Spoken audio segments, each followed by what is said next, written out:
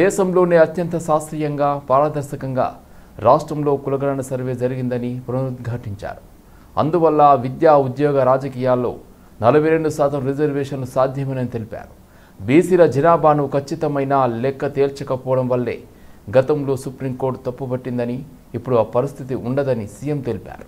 ఎప్పుడు కూడా సుప్రీంకోర్టు ఎప్పుడు కూడా ఎందుకు రిజర్వేషన్లు 50% పెంచొద్దు అన్నదంటే మీరు ఎంత జనాభా ఉన్నారో ఆ లెక్క తెలియకుండా మీరు రిజర్వేషన్లు ఇవ్వడానికి వీలు లేదు అన్నారు. ఈరోజు భారతదేశంలోనే మొట్టమొదటిసారి ఒక స్పష్టంగా పారదర్శకంగా తెలంగాణ రాష్ట్ర ప్రభుత్వం మొదటి రాష్ట్రంగా కులగణన సామాజిక ఆర్థిక అదేవిధంగా ఉపాధి విద్య రాజకీయ కుల సర్వేను పారదర్శకంగా ప్రజలందరినీ భాగస్వాములను చేసి ప్రభుత్వం ఒక పకడ్బందీ సర్వే చేసింది, లెక్కలు తెచ్చింది. కాబట్టి ఈ లెక్కలు 100% కరెక్ట్. అధ్యక్ష, సభానాయకుడిగా నేను మాట ఇస్తున్నా, 100% ఈ లెక్క కరెక్టు. ఈ రోజు ఈ లెక్కల ప్రకారం 56.36% బలహీన వర్గాల లెక్క తేలింది. ఆ 56.36% ఉన్న బలహీన వర్గాలకు 42% విద్యా ఉద్యోగాలలో అదేవిధంగా రాజకీయాలలో రిజర్వేషన్లు ఇవ్వాలి అని చెప్పి ఈరోజు తీర్మానం చేస్తున్నాం. ఆ తీర్మానాన్ని ఈరోజు ఈ బిల్లు ఈరోజు సభలో ప్రవేశపెట్టిన ఇది తీర్మానం కాదు అధ్యక్ష, ఇది బిల్లు, చట్టబద్ధత కల్పిస్తున్నాం. గతంలోనే మనము తీర్మానం చేసుకున్నాం, రెజల్యూషన్స్ పాస్ చేసి పంపించినాం గవర్నమెంట్ ఆఫ్ ఇండియాకు, ప్రైమ్ మినిస్టర్. ఇప్పుడు చట్టం చేసినాం. గతంలో కూడా 2017లో గత ప్రభుత్వం 37% బలహీన వర్గాల రిజర్వేషన్ల కోసం 37% రిజర్వేషన్లు పెంచండి అని చట్టం చేసిండు. ఆ చట్టం గవర్నర్ గారు ప్రెసిడెంట్ అసెంట్ కోసం పంపించారు. అది అక్కడ పెండింగ్ ఉన్నప్పుడు ఇంకొక చట్టాన్ని మనం చేసినప్పుడు కొంత న్యాయపరమైన చిక్కులు ఉంటాయి కాబట్టి వాటిని ఉపసంహరించుకొని కొత్త ప్రతిపాదన మనం తీసుకొచ్చినాం. ఈ ప్రతిపాదన ప్రకారం మనం రిజర్వేషన్లు పెంచుకోవాలి. ఇప్పుడు అక్కడ పార్లమెంటు కూడా సమావేశాలు జరుగుతున్నాయి కాబట్టి పార్లమెంట్లో దీన్ని ఆమోదింపజేసుకోవాల్సిన బాధ్యత ఈ సభలో ఉన్న సభ్యులందరికీ ఈ రాష్ట్రంలో ఉన్న రాజకీయ పార్టీలకు అన్నిటికీ కూడా ఉన్నది. తప్పకుండా దీన్ని సాధించుకుందాం. సాధించుకునే వరకు దీన్ని విశ్రమించేది లేదు. సాధించడానికి అవసరమైన నాయకత్వాన్ని వహించడానికి మేము సిద్ధంగా ఉన్నాం.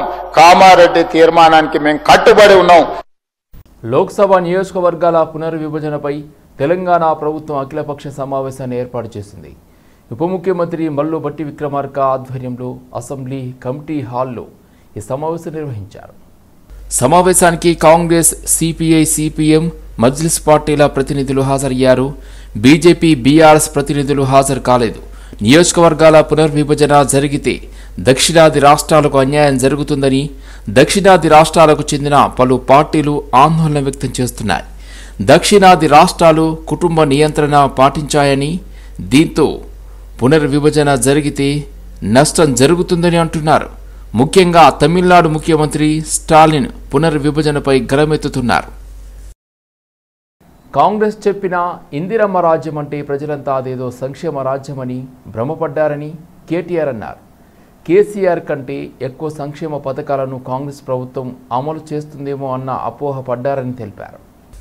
రేవంత్ రెడ్డి ప్రభుత్వ వ్యవహార శైలిని చూస్తుంటే ఇందిరమ్మ రాజ్యం అంటే ఎమర్జెన్సీ రోజులని గుర్తు తెచ్చేలా ఉందని కేటీఆర్ విమర్శించారు. ఆడబిడ్డలను అక్రమ కేసులతో జైల్లో వేయడమే ఇందిరమ్మ రాజ్యమా? కాంగ్రెస్ ప్రభుత్వం తమను మోసం చేసిందని ప్రజలు అంతా భావిస్తున్నారని ఓపెన్గా మాట్లాడుకుంటున్నారని తెలిపారు. 420 హామీలను ఇచ్చి తమని మోసం చేసి కాంగ్రెస్ గద్దెనెక్కిందని ప్రజలు తమ ఆక్రోశాన్ని వెలుబుచ్చుతున్నారు. రాహుల్ గాంధీ గారు, ఏ రాహుల్ గాంధీ గారు అయితే తెల్లారులేస్తే ఒక రాజ్యాంగం పుస్తకాన్ని పట్టుకొని ఆయన ఏదో రాజ్యాంగ రక్షకుడిలాగా మొహబ్బత్ కి దుకాన్ అని ఏదైతే పెద్ద పెద్ద మాటలు చెప్తా ఉంటారో ఆయనను అడుగుతా ఉన్నా, ఇదేనా మీరు చెప్పిన ఇందిరమ్మ రాజ్యం? ఇదేనా మీరు చెప్పిన మొహబ్బత్ కి దుకాన్? జనం తిడితే, జనం ఆక్రోశిస్తే, జనం గట్టిగా మాట్లాడితే జర్నలిస్టులను జైల్లో పెడతారా? జనం గట్టిగా మిమ్మల్ని నిరసిస్తే, జనం గట్టిగా మీ మీద గొంతు విప్పితే దాన్ని చూపెట్టిన పాపానికి ఇవాళ జర్నలిస్టులను జైలుకు పంపుతారా?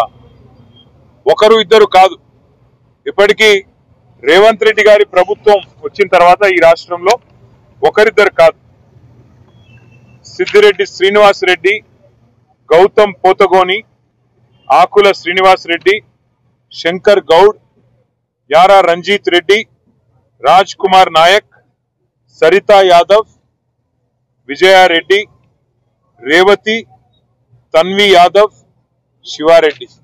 అయితే వీళ్ళ మీద దాడులన్నా జరిగినాయి లేదా వీళ్ళందరినీ కూడా జైలుకి పంపించారు. ఇంత నికృష్టంగా కేవలం ప్రభుత్వం మీద ఉన్న అసహనం ఏదైతే ప్రజల్లో ఉందో, ప్రభుత్వం మీద ఉన్న అభిప్రాయం ఏదైతే ప్రజల్లో ఉందో దాన్ని అక్కడ మెయిన్ స్ట్రీమ్ మీడియా పట్టించుకోవట్లేదు కాబట్టి, ప్రధాన మీడియాని రేవంత్ రెడ్డి గారు మేనేజ్ చేస్తున్నారు కాబట్టి, వాళ్ళు చూపెడతలేరు కాబట్టి ప్రజలు ప్రత్యామ్నాయ మీడియా అయిన డిజిటల్ మీడియాలో తమ ఆక్రోశాన్ని వెలగక్కితే, రేవంత్ రెడ్డి భాషలోనే రేవంత్ రెడ్డికి ఆయన స్థానాన్ని గుర్తు చేస్తే ఇవాళ ఈ రకంగా మాట్లాడడం అనేది, ఈ రకంగా జర్నలిస్టులను జైల్లో పెట్టడం అనేది ఎంతవరకు మంచిదో ఆయన కూడా ఆలోచించుకోవాలి. ఎందుకంటే ఈరోజు వీళ్ళకి జరిగింది రేపు తప్పకుండా కాంగ్రెస్ నాయకులు, కాంగ్రెస్ కార్యకర్తలకు కూడా జరుగుతుంది. వాళ్ళతో ఇప్పుడు మాట్లాడుతూ ఉంటే వాళ్ళు చేసిన తప్పేంటో మాకు కూడా అర్థం కాలేదు. ఇప్పుడు కేటీఆర్ గారు సరితక్క చెప్పినట్టుగా అసలు వాళ్ళు చేసిన తప్పేంటి?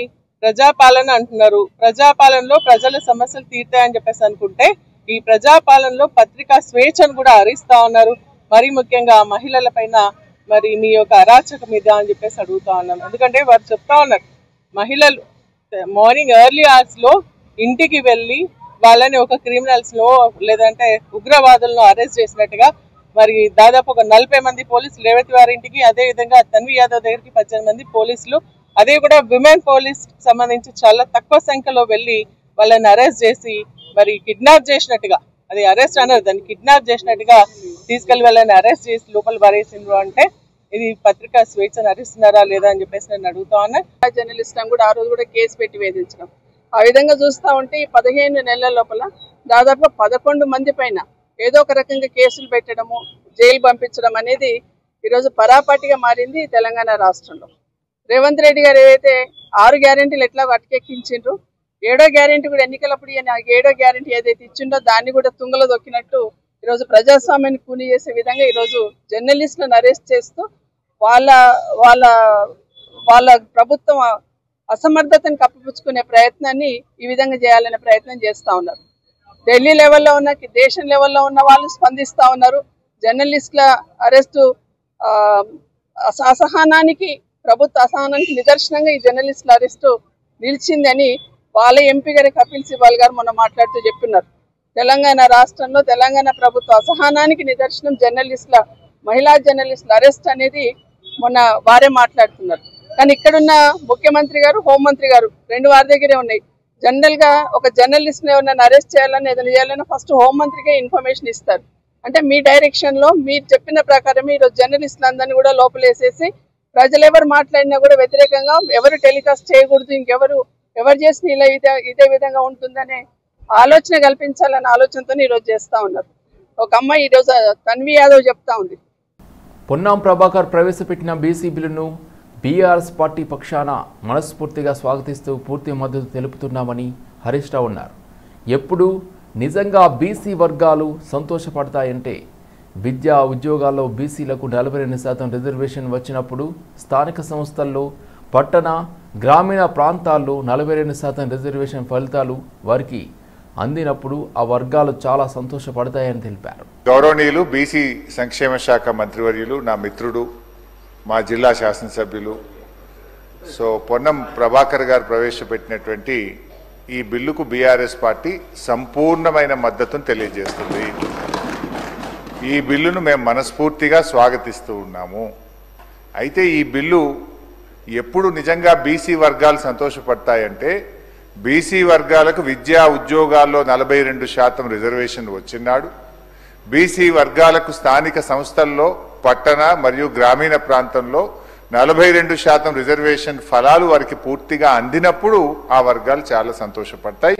అవి అందాలని కోరుకుంటున్నాం. అవి అందే ప్రక్రియలో రాష్ట్ర శాసనసభ ఏకగ్రీవ తీర్మానం చేయడంతో పాటు రేపు కేంద్రంలో పార్లమెంట్లో పోరాటానికి కూడా బీఆర్ఎస్ పార్టీ కలిసి వస్తుంది. మాకున్న 4 రాజ్యసభ సభ్యులు కూడా ఏకగ్రీవంగా ఈ బిల్లుకు మద్దతు ఇస్తూ మేము ఓటేస్తాం. అయితే ఈ బిల్లు పాస్ కావాలంటే ఏం కావాలి అధ్యక్ష? రాహుల్ గాంధీ గారు ఇలా ప్రధాన ప్రతిపక్ష నాయకుడు, 100 మంది ఎంపీలు ఉన్నారు. వారు మరి ఈ బిల్లు మీద ఒత్తిడి తేవడానికి పార్లమెంట్లో వారు కృషి చేయాల్సినటువంటి అవసరం ఉంది. దానికోసం వారిని గట్టిగా రాహుల్ గాంధీ గారు ఇలా పూనుకోవాల్సినటువంటి అవసరం ఉంది. అయితే మా మిత్రులు పొన్నం ప్రభాకర్ గారు మేమేదో మిస్గైడ్ చేస్తున్నాం అనేటువంటి మాట మాట్లాడినరు. అది కరెక్ట్ కాదు. ఈ బిల్లు విషయంలో రాష్ట్ర శాసనసభలో గతంలో కేసీఆర్ గారు ఉన్నప్పుడు కూడా అధ్యక్ష మేము మార్కెట్ కమిటీ చైర్మన్లలో డైరెక్టర్లలో బీసీలకు 50% రిజర్వేషన్ తెచ్చింది బీఆర్ఎస్ పార్టీ. అదేవిధంగా బీసీల విషయం వైన్స్ లో మొట్టమొదటిసారిగా ఈ దేశంలో ఎక్కడ లేని విధంగా మా గౌడన్నల కోసం మరి గీత కార్మికులకు వైన్ షాప్ల అలాట్మెంట్ లో కూడా రిజర్వేషన్ తెచ్చింది బీఆర్ఎస్ ప్రభుత్వము. ఇట్లా మేము కొన్ని కార్యక్రమాలు చేసినాం. అయితే మేమేమంటున్నామంటే ఈ బిల్లులో ఒక 2 విషయాలు మీ చేతిలో ఉన్నది. ఇది దీంట్లో కేంద్రం పర్మిషన్ అవసరం లేదు, ఢిల్లీ అనుమతి కోసం వేచి చూడాల్సిన అవసరం లేదు. రేపో మాపో బడ్జెట్ పెడుతున్నాం కనుక మేము ఈ బిల్లులో 3 అంశాలు మా గంగుల కమలాకర్ అన్న చెప్పినటువంటి విషయాల్లో ఇందులో మన పెద్ద బేసిజాలకు పోవాల్సిన అవసరం లేదు. అసెంబ్లీ వేదికగా తెలంగాణ రాజకీయాల్లో కీలక పరిణామం చోటు చేసుకుంది. కాంగ్రెస్ బహిష్కృత నేత MLC Teenmar Mallanna BRS working president KTR Harish రావుతో భేటీ అయ్యారు. బీసీ రిజర్వేషన్ బిల్లుపై సభలో ప్రభుత్వాన్ని నిలదీయాలని బీఆర్ఎస్ నేతలను కోరారు. బీసీ నేతలతో కలిసి కేటీఆర్కు మల్లన్న మెమోరాండం అందించారు. అలాగే బీసీ బిల్లుకు కేంద్రం చట్టబద్ధత కల్పించేలా ఢిల్లీ వేదికగా తాము చేయబోయే ధర్నాకు మద్దతు ఇవ్వాల్సిందిగా తీన్మార్ మల్లన్న బీఆర్ఎస్ పార్టీ నేతలను కోరారు. వీరి భేటీపై సోషల్ మీడియాలో భిన్నాభిప్రాయాలు వినిపిస్తున్నాయి. కాగా పార్టీ వ్యతిరేక చర్యలకు పాల్పడుతున్నారన్న కారణంతో మల్లన్నను ఈ నెల 1న పార్టీ నుంచి కాంగ్రెస్ సస్పెండ్ చేసిన విషయం తెలిసింది. ఈ నేపథ్యంలో ఫిబ్రవరి 5న టీపీసీసీ క్రమశిక్షణ కమిటీ ఆయనకు షోకాజ్ నోటీసులు జారీ చేసింది. ఫిబ్రవరి 12 లోపు వివరణ ఇవ్వాల్సిందిగా పేర్కొంది. అయితే తీన్మార్ మల్లన్న నుంచి ఎలాంటి వివరణ రాలేదు. అందుకే పార్టీ నుంచి సస్పెండ్ చేసింది.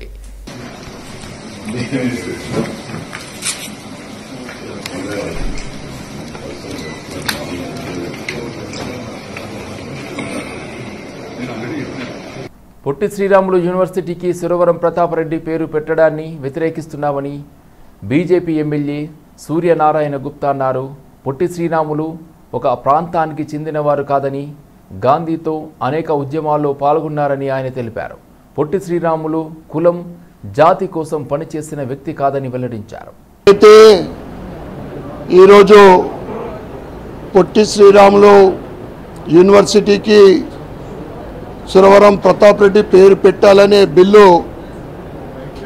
బిల్లు పెట్టి ఏకపక్షంగా బిల్లు పాస్ చేసుకున్నారో దాన్ని నేను పూర్తిగా వ్యతిరేకిస్తూ ఉన్నాను. ఇది తెలుగు ప్రజల మనోభావాలు దెబ్బతీసే విధంగా తీసుకున్న ఒక అవివేకపు నిర్ణయం ఇది. Potti Sriramulu guarantee గుర్తుకొచ్చేది university. ఈరోజు అసెంబ్లీలో కూడా నేను ఖండించడం జరిగింది. ముఖ్యంగా పొట్టి శ్రీరాములు గారు ఒక ప్రాంతానికి చెందిన వ్యక్తి కాదు. ఆయన ఒక జాతీయ నాయకుడు. గాంధీ గారితో కలిసి అనేక ఉద్యమాల్లో పాల్గొని స్వతంత్ర పోరాటంలో పాల్గొన్న మహోన్నత వ్యక్తి ఆయన. ఎల్బీ నగర్లో బీఆర్ఎస్ ఎమ్మెల్యే సుధీర్ రెడ్డికి బీజేపీ కార్పొరేటర్ మధ్య ప్రోటోకాల్ వార్ చోటు చేసుకుంది. ఈ నెల 12న మన్సూరాబాద్ డివిజన్తో పాటు పలు అభివృద్ధి కార్యక్రమాలకు శంకుస్థాపన చేశారు ఎమ్మెల్యే సుధీర్ రెడ్డి. ఆ రోజు ప్రోటోకాల్ ఉల్లంఘించి తమకు సమాచారం ఇవ్వకుండానే శంకుస్థాపన చేశారని, అదే అభివృద్ధి పనులకు శంకుస్థాపన చేశారు బీజేపీ కార్పొరేటర్ కుప్పల నరసింహారెడ్డి. శంకుస్థాపన పూర్తి అయిన పనులకు మళ్లీ ఎలా శంకుస్థాపన చేస్తావు అని ప్రశ్నిస్తూ అడ్డుకుని నిరసనకు దిగారు బీఆర్ఎస్ ఎమ్మెల్యే అనుచరులు, కార్యకర్తలు. ఇరు వర్గాల మధ్య ఘర్షణ వాతావరణంతో బీఆర్ఎస్ నేతలను పోలీసులు అరెస్ట్ చేశారు. దీంతో అబ్దుల్లాపూర్ మెట్ పిఎస్కు చేరుకున్నారు ఎమ్మెల్యే సుధీర్ రెడ్డి. మా డివిజన్లో కొన్ని అభివృద్ధి కార్యక్రమాల్లోకి శంకుస్థాపన చేయడం జరిగింది. మన్సూరాబాద్ డివిజన్ కొన్ని కార్యక్రమాలకి శంకుస్థాపన చేయడం జరిగింది. అదే కార్యక్రమానికి మన కార్పొరేటర్ గారిని కూడా అధికారులు ఇన్వైట్ చేస్తే, కాలనీ వాసులు కూడా ఇన్వైట్ చేస్తే దాన్ని తప్పుతో పట్టించి మేము తీరా కార్యక్రమానికి 8 గంటలకు అక్కడికి చేరుకున్నాక నేను రావటం లేదని చెప్పేసి ప్రోగ్రామ్ క్యాన్సిల్ చేయడం జరిగింది. మా ఎమ్మెల్యే గారు ఆ ప్రోగ్రామ్ ని కంటిన్యూ చేయడం జరిగింది. ఇన్స్పెక్టర్ గారు మన వెటకారంగా మాట్లాడిందని చెప్పి ఆయన ఇనాగ్రేషన్ రాకపోగా అదే ఇనాగ్రేషన్ లను మళ్ళీ ఈ రోజు చేయనీకపోతే మా కార్యకర్తలు నిరసన తెలుపుకోకపోతే హయత్ నగర్ కు సంబంధించిన ఇన్స్పెక్టర్ చాలా దారుణంగా క్రూరంగా ప్రవర్తించి గలీజ్ గా తిట్టుకుంటూ మా వాళ్ళని తీసుకుపోయి లోపడేసి అరెస్ట్ చేసి తొక్కి ఇది తీసుకొచ్చాం. గతంలో అంతకన్నా ముందు కూడా ఒక గంట సేపు బిఫోర్ కూడా వేరే పోలీస్ స్టేషన్ లిమిట్స్ లో ఇదే నిరసన వ్యక్తం చేస్తే మా వాళ్ళని సపరేట్ చేసి ఒక దిక్కు పెట్టి మేము నిరసన వ్యక్తం చేసుకుంది, వాళ్ళు చేసుకునే కార్యక్రమం వాళ్ళు చేసుకుంటారని చెప్పేసి చెప్పడం. ఎమ్మెల్యే సుధీర్ రెడ్డిపై బీజేపీ కార్పొరేటర్లు ఫైర్ అయ్యారు. నియోజకవర్గంలో బీఆర్ఎస్ కార్యకర్తలతో గొడవలు సృష్టిస్తున్నారని బీజేపీ కార్పొరేటర్లు కొప్పుల నరసింహారెడ్డి, వంగా మధుసూదన్ రెడ్డి ఆరోపించారు. బీఆర్ఎస్ ప్రభుత్వానికి ప్రజలు ఓటమితో బుద్ధి చెప్పినా బీఆర్ఎస్ ఎమ్మెల్యే బుద్ధి మారలేదు అన్నారు. ప్రోటోకాల్ ఉల్లంఘించి గెలిచిన కార్పొరేటర్లకు సమాచారం ఇవ్వకుండా ఓడిపోయిన మాజీ కార్పొరేటర్లతో అభివృద్ధి కార్యక్రమాలకు శంకుస్థాపనలు చేస్తున్నారన్నారు. ప్రజాస్వామ్యబద్ధంగా ప్రజలతో కలిసి శంకుస్థాపనలు చేస్తుంటే బీఆర్ఎస్ కార్యకర్తలు దాడులు చేసే ప్రయత్నాలు చేస్తున్నారని అన్నారు. తర్వాత అక్కడ గొడవ చేస్తున్న వాళ్ళందరూ కూడా మేము ఇంటికి పోతున్నామని పోలీసు వాళ్ళకి తప్పుడు సమాచారం ఇచ్చి మళ్ళీ నన్ను చింతలకుంట కాడికెళ్ళి వెంటాడుకుంటా 4 కార్లలో 5-6 బైకులలో నన్ను ఇబ్బంది పెట్టడానికి వచ్చారు. బొమ్మలగూడి దగ్గర పోలీసు వాళ్ళు నన్ను ఆపి జరసేపు ఆగండి, మీరు ఇక్కడ గొడవలు అయితే పోలీసు వాళ్ళు అక్కడ పట్టలేదు, మళ్ళీ ఇక్కడ దాకా పారిపోయి వచ్చారని చెప్పారు. వీణనగుట్టలో మళ్ళా ఒక ఎమ్మెల్యే స్టిక్కర్ వేసుకొని ఒక ఫార్చునర్ కారు ఇనాగ్రేషన్ ఎక్కడ చేయాలో ఆ రాయి మీద బండి ఆపేసి ఇబ్బందులకు గురి చేసాడు. పోలీసు వాళ్ళకి వార్నింగ్, నీకు సంగతి చూస్తా, నేను అంతు చూస్తా, వాని సంగతి చూస్తా, ఓడొచ్చిండని చూస్తా, వీడియోలు అన్ని కనిపిస్తున్నాయి. అక్కడికి వెళ్ళి పోలీసులు వాళ్ళని తరలించినాక మేము పోయి పోలీసుల సహకారంతో ఇనాగ్రేషన్ చేసినాము. అవన్నీ కూడా జిహెచ్ఎంసీ నిధులు, జిహెచ్ఎంసీ నుంచి నేను శాంక్షన్ చేయించాను కాబట్టి ఈ రోజు నేను ఇనాగ్రేషన్ చేసేయడం జరిగింది.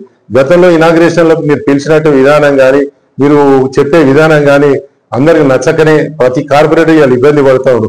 ఈ రోజు నువ్వు ఈ మదియాష్ గారు 2 రోజులు తిరుగుతూనే నీకు ఇబ్బంది కలుగుతుందని 4 సంవత్సరాల నుంచి ఓడిపోయిన కార్పొరేటర్లను తీసుకొచ్చి మాకు పోటీగా మీటింగ్లలో కూర్చోబెడతావు, టెంకాయలు కొట్టిపిస్తావు, నానా ఇబ్బందులు పెట్టించినావు. అయినా కూడా అభివృద్ధి గురించి మేము సహకరించినాం. మాకు అవసరం అంటే మేము ఎప్పుడు కొబ్బరికాయ కొట్టాలో మాకు తెలుసు, నువ్వు ఎప్పుడు కొబ్బరికాయ కొట్టుకుంటావో నీకు తెలుసు. నీతోని కలిసి కొబ్బరికాయ కొట్టే ప్రసక్తే లేదు. నేను గతంలో చెప్పినా ఇప్పుడు చెప్తున్నా, నీతోని కలిసి కొబ్బరికాయ కొట్టే ప్రసక్తి లేదు. ఎందుకంటే కలిసి కొట్టినాం అనుకో, మరి నీతోని కూడా హనీమూన్ అని చెప్పి వేరే పట్టు కూడా అంటాడు. కాబట్టి నీతోని కలిసి కొట్టే ప్రసక్తి లేదు. అల్వాల్ మచ్చబొల్లారంలో శ్మశాన వాటికలో డంపింగ్ యార్డ్ ఏర్పాటు చేశారు. దీంతో 2వ రోజు ధర్నాకు దిగారు మల్కాజిగిరి ఎమ్మెల్యే మరి రాజశేఖర రెడ్డి, స్థానిక కాలనీ వాసులు. చిత్తకుప్పలోనే బైఠాయించి నిరసన వ్యక్తం చేశారు మరి రాజశేఖర రెడ్డి. దుర్గంధం వస్తున్నప్పటికీ 2 గంటల పాటు చిత్తకుప్పలోనే బైఠాయించారు. ప్రజల సమస్యలు పరిష్కారం అయ్యే వరకు పోరాటం ఆపేది లేదని మరి రాజశేఖర రెడ్డి అన్నారు. ఇక్కడ అక్రమంగా రామ్కి వాళ్ళు జిహెచ్ఎంసీ అఫీషియల్స్ కలిసి ఇక్కడ డంపింగ్ యార్డ్ గా క్రియేట్ చేసిండు. ఇది పూర్వం సామల మల్లారెడ్డి అని వెంకటరెడ్డి గారని ఆయన సొంత జాగాని అప్పుడు కంటోన్మెంట్ మల్కాజ్గిరి ఒకటే నియోజకవర్గం ఉండే, నియోజకవర్గ పూర్వ విభజన ముందు. సో అప్పుడు ఆయన ఈ యొక్క ల్యాండ్ ని దానం చేసిండు. ఇక్కడ అన్న హిందూ శ్మశాన వాటిక కట్టియాలనేసి. ఇప్పుడు అన్ఫార్చునేట్లీ గవర్నమెంట్ దాన్ని 2 ఎకరాలు రామ్కి అలాట్ చేసిందని చెప్తున్నారు. బట్ ఇది హిందూ శ్మశాన వాటికని ఇగ్నోర్ చేస్తూ, హిందూ శ్మశాన వాటిక అంటే లెక్క లేకుండా ఈ యొక్క అలాట్మెంట్ చేయడం చట్ట విరుద్ధం అని చెప్పి మేము పోరాడుతున్నాం. ఇక్కడ సుమారు ఒక 50 కాలనీలు ఈ యొక్క డంపింగ్ యార్డ్ వలన ఇబ్బందులు పడుతున్నాయి. దయచేసి వీటిని తీసేయాలనేసి మేము ఎప్పటి నుంచో గత జనవరి నేను ఎన్నికైన సంధి ఒక 4 పర్యాయాలు రామ్కి వాళ్ళతోటి చుట్టుముట్టున్న కాలనీ వాళ్ళతోటి కూడా ఒక మీటింగ్లు ఏర్పాటు చేసి మేము కన్సర్న్డ్ జిహెచ్ఎంసీ అఫీషియల్స్ కి, కలెక్టర్ గారికి, ప్రతి ఒక్కరికి కూడా చెప్పడం జరిగింది. అయినా స్పందించలేదు. తర్వాత మేమే రెవెన్యూ రికార్డ్స్ అన్ని పరిశీలించి ఎంఆర్ఓ గారి దగ్గరికి వెళ్తే మొన్న ఎంఆర్ఓ గారు 4/3/2025 రోజు ఆయన లెటర్ ఇష్యూ చేయడం జరిగింది. ఇది జీటీఎస్ కాలనీలోని టీజీఎస్ పీడీసీఎల్ యూనియన్ కార్యాలయంలో తెలంగాణ పవర్ ఎంప్లాయీ యూనియన్ వార్షికోత్సవ వేడుకలు ఘనంగా జరిగాయి. ఈ వేడుకల్లో ఉద్యోగులు, కార్మికులు పెద్ద సంఖ్యలో పాల్గొన్నారు. చాలామంది ఆర్టిజన్లు 42 సంవత్సరాల వయసు దాటిన వారు కూడా ఇంకా ప్రమోషన్ లేకుండా ఇబ్బందులు పడుతున్నారని ఆందోళన వ్యక్తం చేశారు. విద్యుత్ సంస్థలు కార్మికుల కష్టాలను, సమస్యలను గుర్తించి పరిష్కరించాలని కోరారు. ఆర్టిజన్లను ఎటువంటి స్క్రీనింగ్ లేకుండా రెగ్యులరైజ్ చేసేందుకు చర్యలు తీసుకోవాలని కోరారు. ఏఎల్ఎంలను సబ్ ఇంజనీర్లుగా రూల్ 14A ప్రకారం కన్వర్షన్ చేయాలని అన్నారు. 28 ఇయర్స్ సెలబ్రేషన్ మరి యూనియన్ బర్త్డే సెలబ్రేషన్ చేస్తూ మరి యూనియన్ కార్యక్రమాలు రోజుకి పుంజుకుంటూ మరి ఆర్టిజన్ కాడ నుంచి మరి స్వీపర్స్ కాడ నుంచి ప్రైవేట్ మీటర్ రీడర్ కాడ నుంచి మరి ఆఫీస్ సబార్డినేట్స్ కాడ నుంచి సీనియర్ అసిస్టెంట్ల కాడ నుంచి జూనియర్ అసిస్టెంట్ల కాడ నుంచి జేఓల కాడ నుంచి మరి ALM to JLM sub engineers మరి ఈరోజు అన్ని కేటగిరీస్ మరి అందరూ ఈరోజు 1535లో ఉండడం జరుగుతుంది. దయచేసి అందరికీ తెలుసు, ఏ యూనియన్ అయితే ముందుగా ఎక్కడికైతే ఫస్ట్ ప్రాబ్లం ఉన్నప్పుడు ఓ యూనియన్ ఒకటి వస్తుంది అంటే అది కేవలం 1535. ఎందుకంటే ఈరోజు మేనేజ్మెంట్తో కూడా మంచి ఒక రిలేషన్ బిల్డ్ చేసుకుంటూ మరి మేనేజ్మెంట్ మా ముషరఫ్ అలీ సిఎండి గారు కూడా మాకు చాలా మద్దతుగా ఉండి ఎప్పుడు అపాయింట్మెంట్లు ఉన్నా సరే మాకు అందుబాటులో ఏదున్నా సార్ మీరు ఉన్నారు అంటే ఇమ్మీడియట్గా మా లెటర్ ప్యాడ్ మీద రిప్రజెంటేషన్కి దాన్ని యాక్సెప్ట్ చేసి అప్పుడప్పుడు ఆ ప్రాబ్లమ్ని సాల్వ్ చేయడం జరుగుతుంది. We are very very thankful for Musharraf Ali sir. 1535 నుంచి మాకు చాలా నిజంగా చాలా హెల్ప్ఫుల్గా సిఎండి గారు మాకు ప్రోత్సహిస్తున్నారని థ్యాంక్ యూ సో మచ్. ఒకరిద్దరు మా ఎస్పీడీసీలో ఉండేవాళ్ళు ఇప్పుడు ఈ రోజు చూసుకుంటే దాదాపు మొత్తం ఎస్పీడీసీలు అంతా మా దాంట్లో జాయిన్ అయ్యి ఉంది. ప్రతి ఒక్కరు మా దానికి సపోర్ట్గా ఉన్నారు. ప్రతి ఒక్కరు మా నుంచి మా మీద నమ్మకం పెట్టి వాళ్ళ ప్రాబ్లమ్స్ మాకు చెప్తున్నారు. అదేవిధంగా మేము ఆ ప్రాబ్లమ్స్ ముందుకు తీసుకెళ్తున్నాము. మా ముషరఫ్ అలీ సార్ మా సిఎండి గారు మాకు అండదండగా ఉన్నాడు. ఆయన ఏది అడిగినా దానికి రిలయబుల్ అంటే ఇమీడియట్గా చేస్తున్నారు. అది ఒకటి మేము చాలా అప్రిషియేట్ చేయాల్సిన విషయం. అది అదేవిధంగా ఇప్పుడు కొన్ని ఆఫీసులు ఒక నియంత్రణ పద్ధతి ఫాలైంది. ఎట్లా అయిందంటే వాళ్ళు ఇష్టం వచ్చిన డ్యూటీ చేయడము, ఇష్టం వచ్చి ఇది చేస్తున్నారు. అవి కూడా మేము ఖండిస్తున్నాము. ఉస్మానియా యూనివర్సిటీలో రాజ్యాంగ విరుద్ధమైన సర్క్యులర్ వెంటనే వెనక్కి తీసుకోవాలని ఏబీవీపీ ఓయూ బంద్కు పిలుపునిచ్చింది. ముందస్తుగా అరెస్ట్ చేయడం దుర్మార్గమైన చర్య అని ఏబీవీపీ జాతీయ నాయకుడు జీవన్ అన్నారు. ఇది ముగింపు కాదు, ఇది ఆరంభమని ఓయూ అధికారులకు, ప్రభుత్వానికి తెలియజేస్తున్నామని హెచ్చరించారు. జాతీయ కార్యవర్గ సభ్యుడు అఖిల భారతీయ విద్యార్థి పరిషత్ ఈరోజు ఉస్మానియా యూనివర్సిటీలో మా హక్కుల కోసం 19 ఆర్టికల్ డాక్టర్ బిఆర్ అంబేద్కర్ గారు ఇచ్చినటువంటి స్వేచ్ఛ, ప్రజాస్వామ్యంలో ఉన్నటువంటి స్వేచ్ఛను హరింపజేస్తుంటే ఈరోజు వీసీ కానీ ప్రభుత్వం కానీ చేసినటువంటి తీరు నిరసిస్తూ ఈరోజు ఉస్మానియా యూనివర్సిటీ బంద్ పిలుపు వేయడం జరిగింది.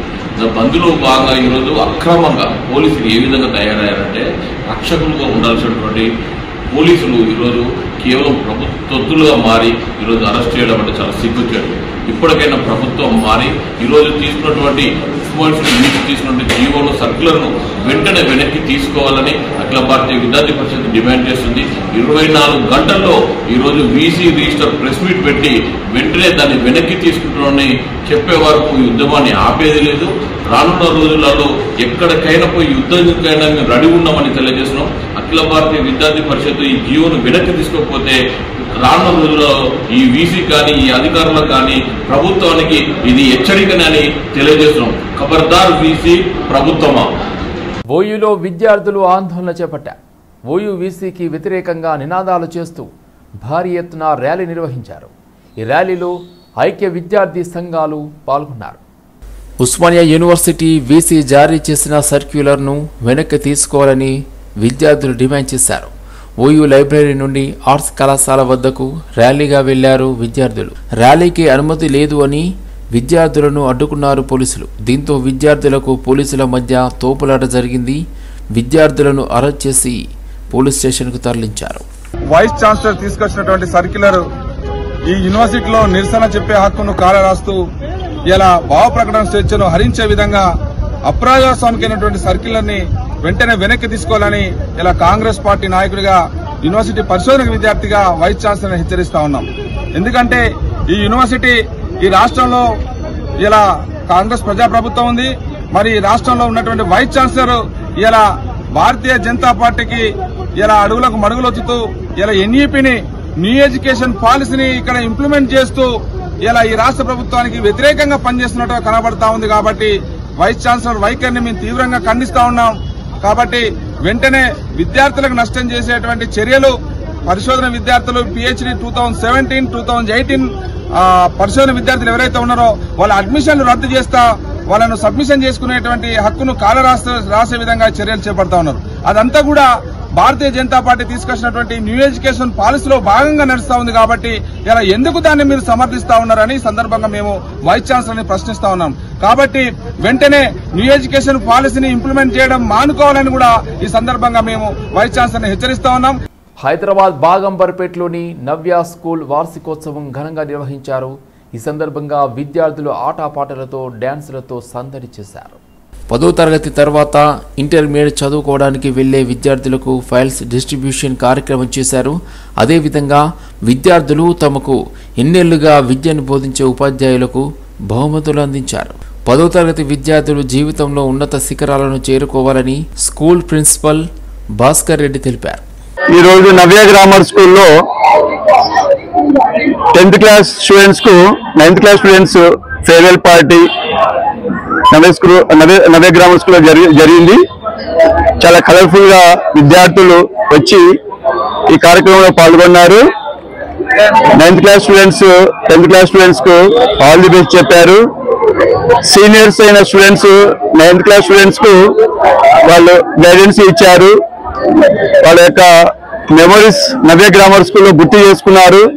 టీచర్స్ ను చాలా ఆప్యాయతగా అన్ని రకాలుగా అందరు టీచర్స్ ను గుర్తు చేసుకున్నారు నవ్య గ్రామర్ స్కూల్ కు. యాక్చువల్ గా ఈ నవ్య గ్రామర్ స్కూల్ ఈ రోజు కరెక్ట్ గా సిల్వర్ జూబ్లీ 25 years కంప్లీట్ అయిపోయిన సందర్భంగా మా తల్లిదండ్రులకు, మా విద్యార్థులకు, మా టీచర్స్ అందరికీ శుభాకాంక్షలు. నవ్య గ్రామర్ స్కూల్ సిల్వర్ జూబ్లీ నవ్య గ్రామర్ స్కూల్ సెలబ్రేషన్స్ చేసుకుంటున్న సందర్భంలో ఎక్స్ స్టూడెంట్స్ గా మేమందరం వచ్చి ఈ ఫేర్వెల్ లో 10th క్లాస్ వాళ్ళందరికీ విషెస్ చెప్తూ ఈ ఫెస్టివల్ లో పార్టిసిపేట్ అయినందుకు చాలా బాగుంది. Thank you. 25 years కంప్లీట్ చేసుకున్న నవ్య గ్రామర్ స్కూల్ కి కంగ్రాచులేషన్స్. సార్ కి కూడా కంగ్రాచులేషన్స్. ఇన్ పవన్ 2015 బ్యాచ్ ప్రస్తుతం జిహెచ్ఎంసీలో ఏడబ్ల్యూ అంబర్పేట్ సర్కిల్లో ఇప్పుడు ఫేర్వెల్ అటెండ్ అవ్వడానికి వచ్చినాము. ఇప్పుడు ఎగ్జామ్ రాస్తున్న 2024 to 2025 బ్యాచ్ కి ఆల్ ది బెస్ట్. కాకతీయ నగర్లోని కాకతీయ హై స్కూల్లో గ్రాడ్యుయేషన్ సెరమనీని స్కూల్ ప్రాంగణంలో ఘనంగా నిర్వహించారు. ఈ సందర్భంగా విద్యార్థులు, తల్లిదండ్రులు, ఉపాధ్యాయులు కార్యక్రమంలో పాల్గొన్నారు. ముఖ్య అతిథులుగా doctor శ్రేష్ఠారెడ్డి, MD radiologist, Yashoda hospital CE షర్మిష్ఠారెడ్డి ఈ కార్యక్రమంలో పాల్గొని చిన్నారులను అభినందించారు. School director సుమారెడ్డి, Jagadishwar Reddy, school principal Sucharitareddy, ఉపాధ్యాయులు పాల్గొని విజయవంతం చేశారు. What is their behavior, what is their attitude, how they are studying, in what way they are interested in the class, everything. So దీన్ని బట్టి మీకు అర్థమైంది టీచర్ ఒక్కొక్క స్టూడెంట్ ప్రతి ఎంత కాన్సన్ట్రేషన్ లేకపోతే ఎంత అబ్జర్వేషన్ ఉంది అనేది. ఇదే మనకు కావాల్సింది. ఇంట్లో మీరు పేరెంట్స్ ఏ విధంగా అయితే కేర్ తీసుకుంటారో అంతకంటే ఎక్కువ కొన్ని క్వాలిటీస్ మీరు చెప్పలేరు.